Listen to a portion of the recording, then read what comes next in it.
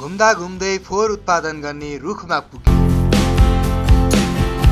आज चाहिँ बुढा र बुढी लाग्यो सूर्य विनायकको गणेश मन्दिर हुँदै डोलेश्वर महादेव। त्यहाँ पुग्ने बित्तिकै मैले भिडियो बनाएको देखेर बाबाले मेरो नि भिडियो बना बाबु भन्नुभयो। अनि मैले नि यो ठाडोलाई बाबातिरै तिर्साइदिए। त्यसपछि हात साथ धोएर दर्शन गरियो भोले बाबाको। जय शम्भु हर हर महादेव। अनि लाग्यो घुम्न हाइवे छोडेर बुढा र बुढी मालेगाउँतिर सरर। पहिला यहाँको बाटो निकै खराब थियो।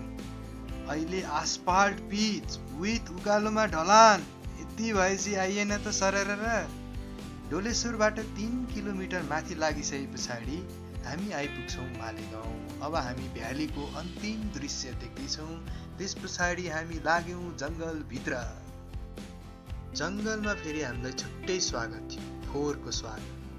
हामीले चित्त नदुखाइकन सबै फोहोरलाई एकै ठाउँमा कलेक्सन गरेर राखौँ, जुन हामी भरेखर लिएर जान्छौँ अनि हात धुन लाग्यौँ। त्यस पछाडि जङ्गली फललाई अट्याक।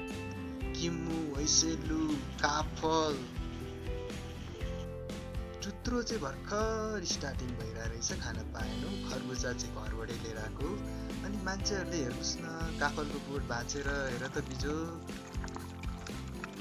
सातौँ लट पखालिसके पछाडि अब माछा तयारी गर्दैछौँ। त्यस पछाडि मैले चिप्प लाएर बस्छु है त।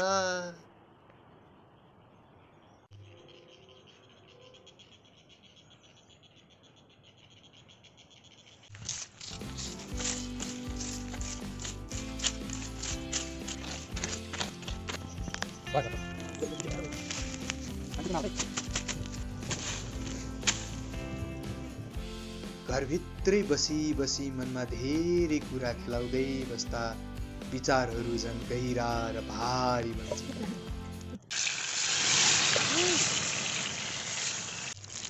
टाढा महँगो भव्य ठाउँ खोज्नै पर्दैन। घर नजिकैको डाँडा, हरियाली, खोला, खुल्ला आकाश, शान्त बाटोले पनि मनलाई अचम्मको सान्त्वना दिन्छ। पानी पर्न छिट्याउन लाग्यो, त्यही पनि हामी हरेस नखाइकन यहाँनिर हेर्नुहोस् त मकै पोलिराखौँ। लास्ट लट अनि हामी यहाँबाट भाग्छौँ।